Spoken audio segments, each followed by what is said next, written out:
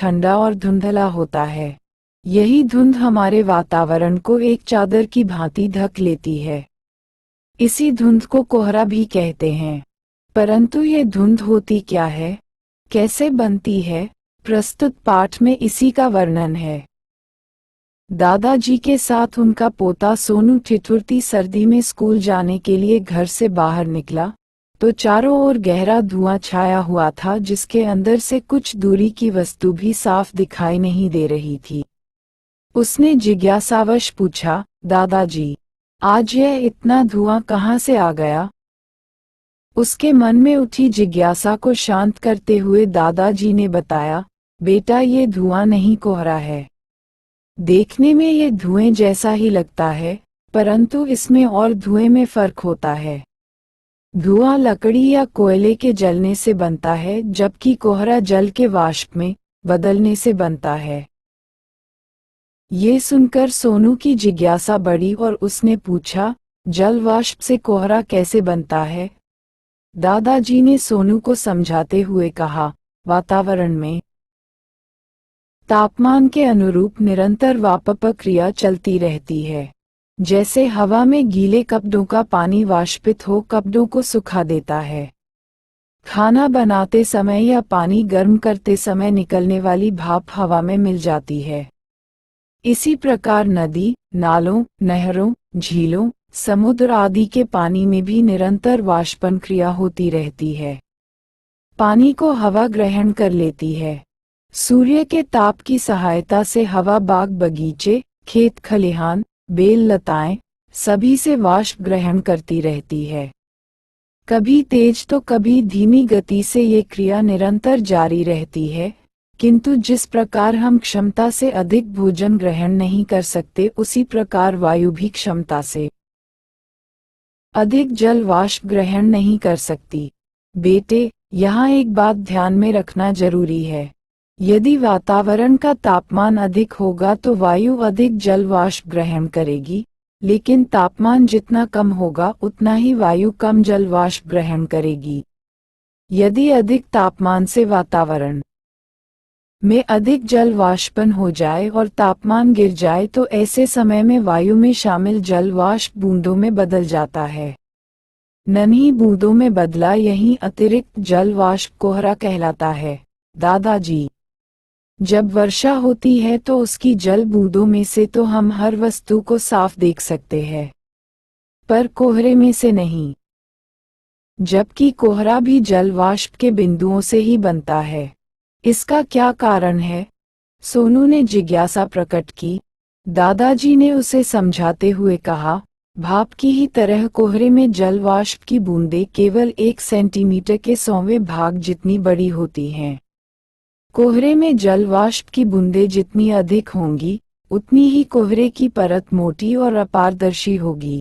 यही कारण है कि हम उसमें से साफ नहीं देख सकते, जबकि वर्षा जल की बूंदें आकार में कोहरे की बूंदों से बहुत बड़ी होती हैं, तथा कोहरे की बूंदें उतनी पास और घनी नहीं होती, अतः पारदर्शी होती हैं।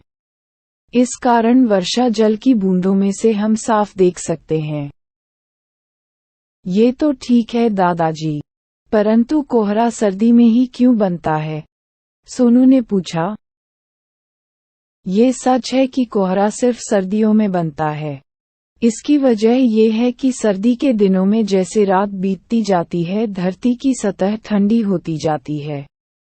सुबह तक धरती की सतह बहुत अधिक ठंडी हो जाती है, जिसके फलस्वरूप वायु में विलीन जल वाष्प जमकर कोहरे के रूप में चारों ओर फैल जाती है।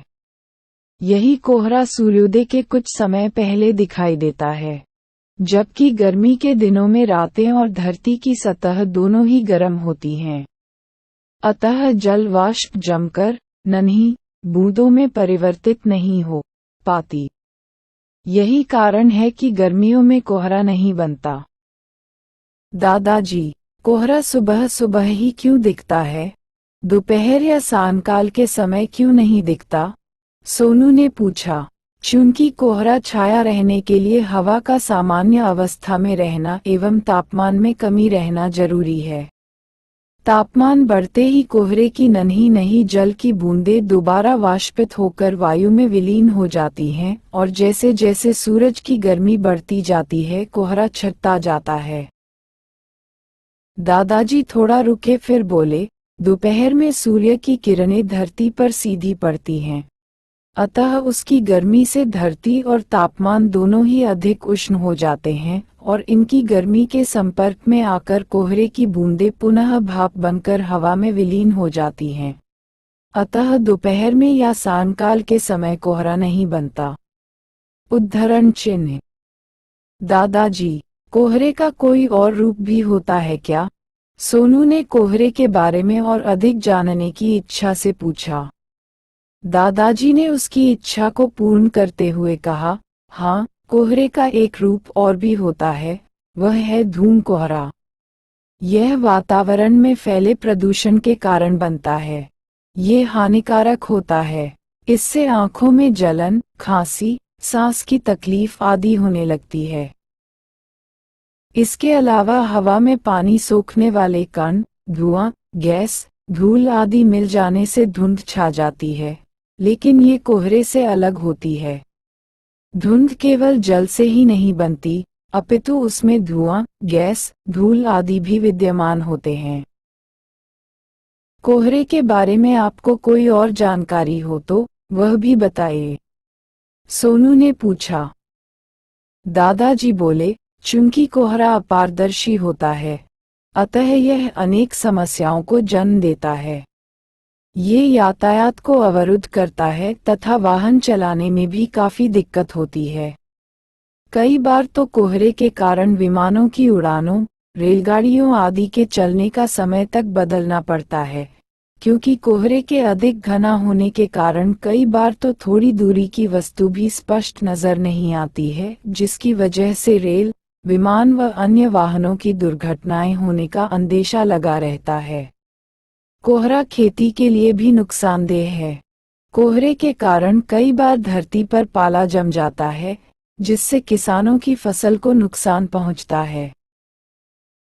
इसी बातचीत में सोनू का स्कूल आ गया और कोहरा भी छटने लगा था। सोनू ने दादाजी को धन्यवाद दिया और स्कूल के अंदर चला गया।